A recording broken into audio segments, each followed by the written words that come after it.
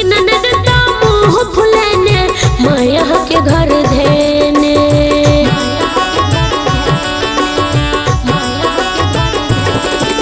छोटकी ननद ता मुँह फुलेने माया के घर धेने। हमर सोचल हो हमर सोचल सपना सब भंग को देलो। हमर सोचल सपना सब भंग को देलो। गेहूँ काटते यो पिया तंग भागेलो। गेहूँ काटत यो पिया तंग भागेलो। गेहूँ काटते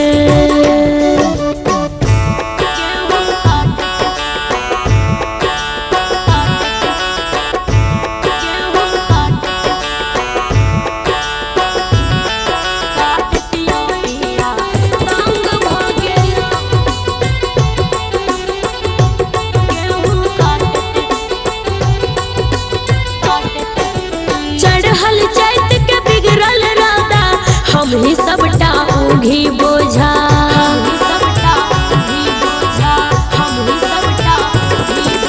चढ़ल चैत के बिगड़ल राधा हम ही सबटा उघी बोझा।